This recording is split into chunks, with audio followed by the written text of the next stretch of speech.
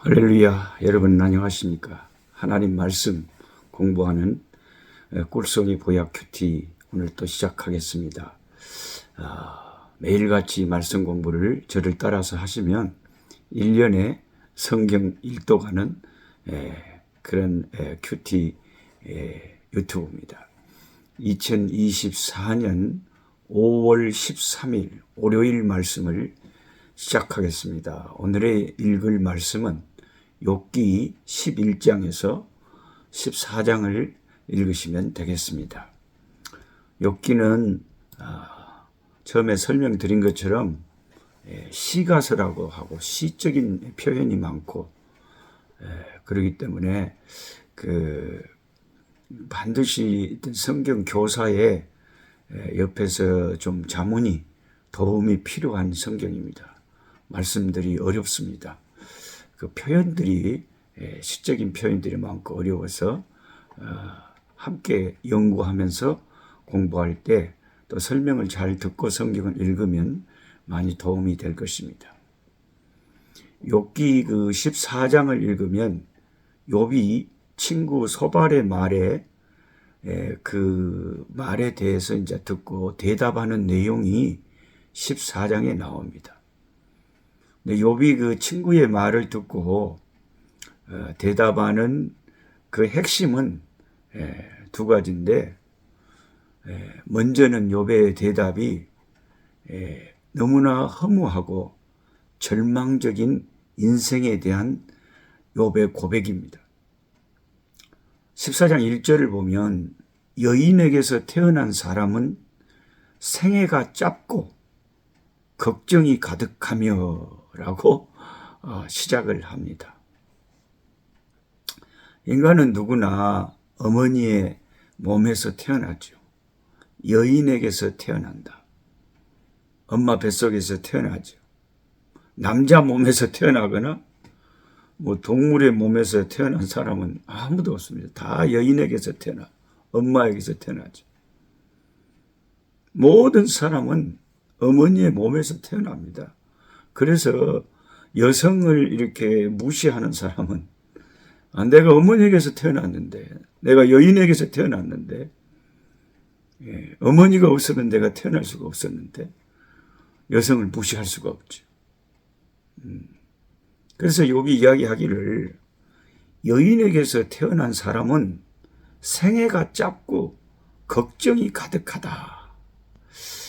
완전히 그 전도서의 인생의 허물을 이야기했던 솔로몬 왕의 그런 멘트 같잖아요. 여인에게서 태어난 인간은 인생이 짧아요. 인생이 짧아. 제가 45년 만에 지난 토요일 날 강주에서 매고 동창들을 고등학교 동창들 만났는데 45년이라는 세월이 고등학교 때 보고 싶으면 60대 중반에 보니까 어느 순간에 여러분 45년이 지나갔을 거예요. 딱 보면 얼굴도 기억이 나고 너무나 참 그 특징도 생각이 나고 그 45년이라는 세월이 지났다는 게 믿어지지가 않아요.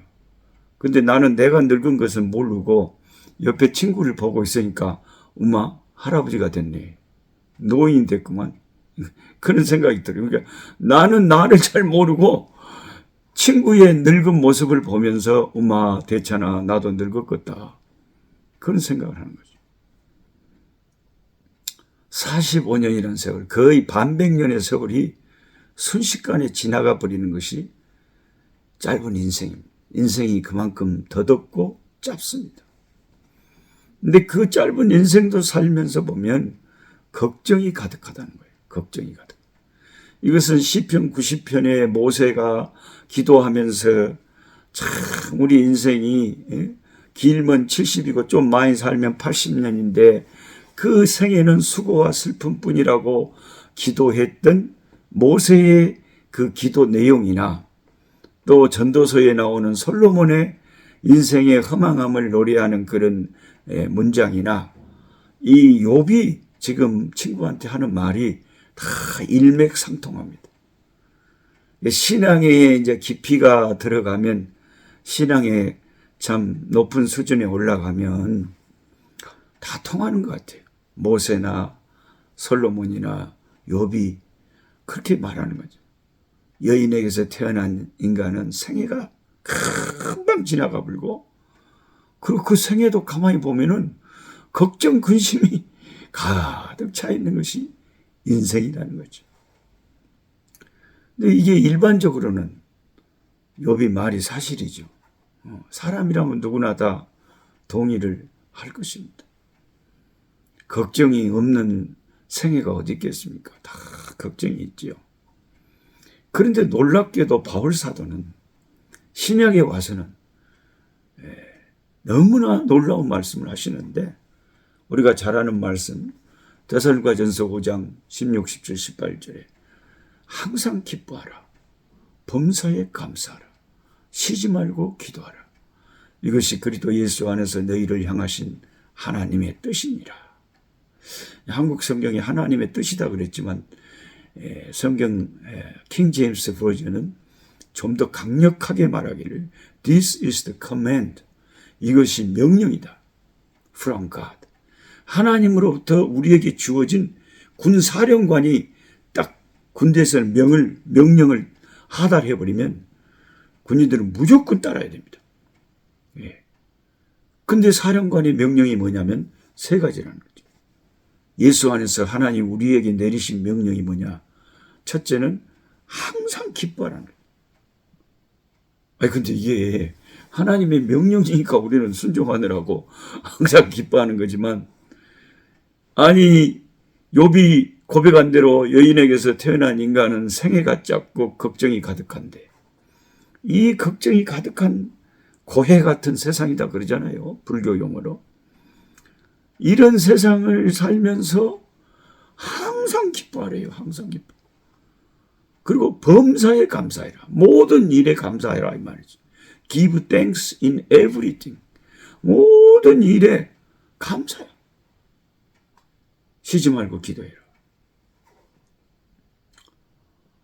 근데 여러분, 이게 하나님의 명령인데 이게 쉽게 됩니까? 여러분, 항상 이게 기쁨이 쉬지 않고 그게 됩니까?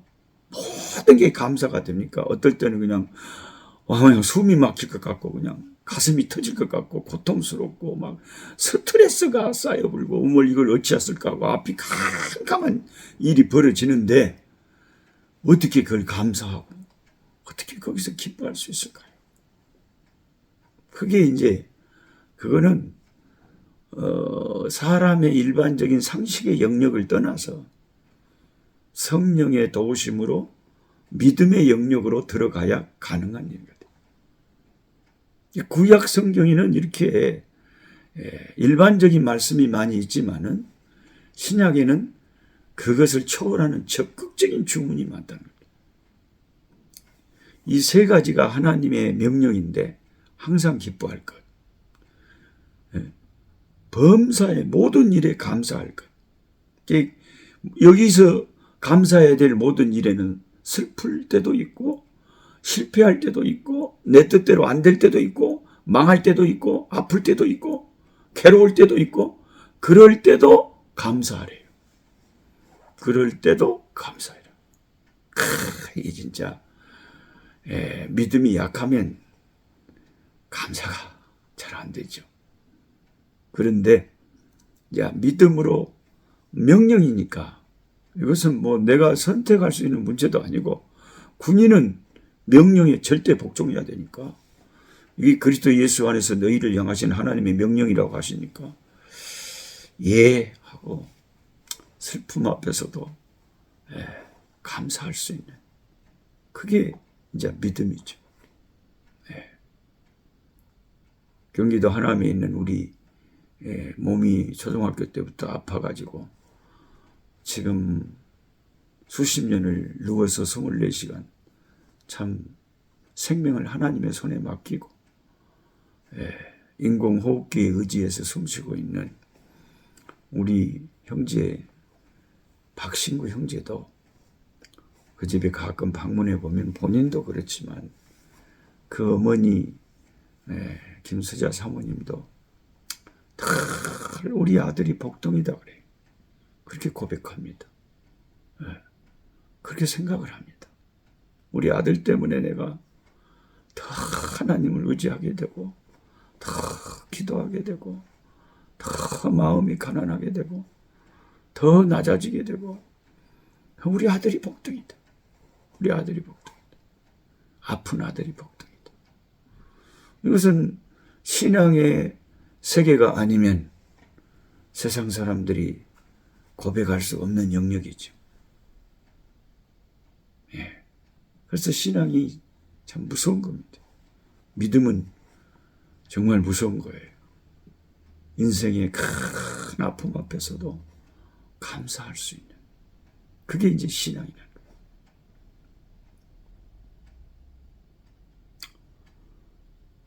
욥이 그렇게 말한 다음에 그 후에 뭐라 그러냐면 그는 꽃과 같이 자라나서 시들며 그림자같이 지나가며 머물지 아니한다. 제가 이번에 그 아프리카에서 10명의 목사님들 초대해가지고 한 2주간 섬겼을 때 제가 4월 초에 오라고 비행기표를 끊어진 이유가 한국의 아름다운 벚꽃을 보여주고 싶었습니다. 예. 순천에서 상사길을 지나서 벌교 나간 쪽으로 가는 그 도로가를 쭉 드라이빙을 하다 보면 와, 벚꽃 터널이 있어요. 거기 같이 그런 드라이빙을 하고 싶어서 그때 초청을 했는데 오기 전까지 그냥 이쁘게 피었었는데 비 한 번 와불고 완전 며칠 만에 그냥 다 떨어져 버렸네. 오마 펄은 잎사귀 받고 없어. 그 아름답던 봄날의 벚꽃은 순식간에 사라지고 말았습니다. 우리가 그 목련도 너무나 아름답지만 그저 피기 전에 기대가 될 때 그게 좋은 거지 피 갖고 금방 떨어져 갖고 그냥 웜에 땅에 궁굴로 댕기면 사람이 서글프잖아요. 이 아름다운 꽃이 왜 이렇게 금방 떨어져 본다냐. 인생은 꽃과 같다. 금방 시든다. 그림자같이 지나가 머물지를 못한다. 이 세상 나그네 길을 지나는 순례자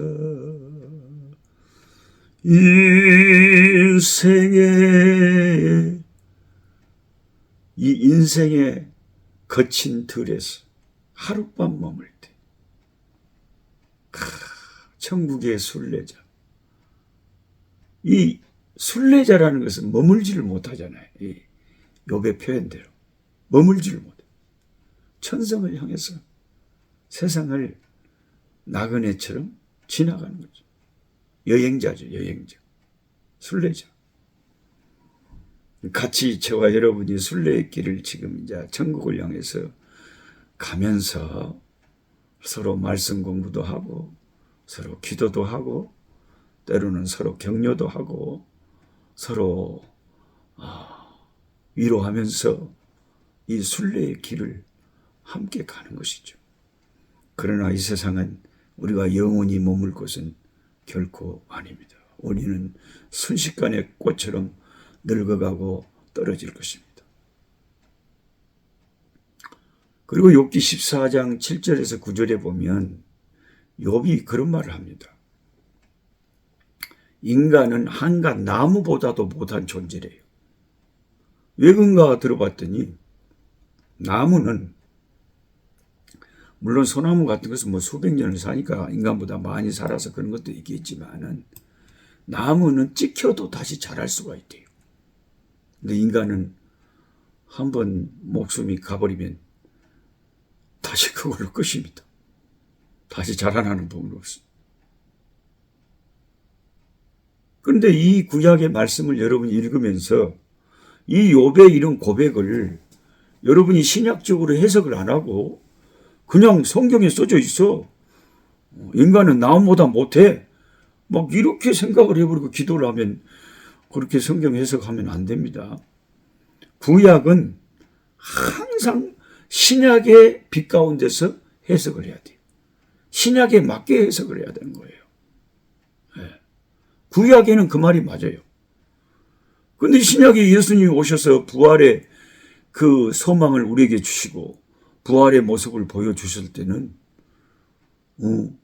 나무만 찍혀도 다시 자라는 게 아니고 주 예수 안에 있는 자들은 죽어도 다시 사는 놀라운 부활의 소망이 있는 것이죠.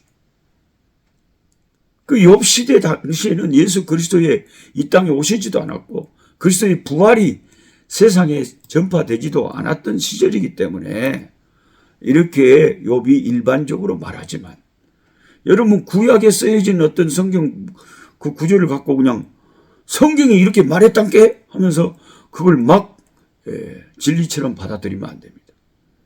구약은 예수님을 이렇게 예수님께 이끌어주는 그게 몽학 선생이고 안내자예요.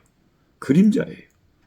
그래서 구약의 어떤 말씀도 신약의 주님의 십자가와 부활과 재림의 그 기독교의 핵심 교리 안에서 구약을 해석해야 그게 안전하고 그게 맞는 것입니다.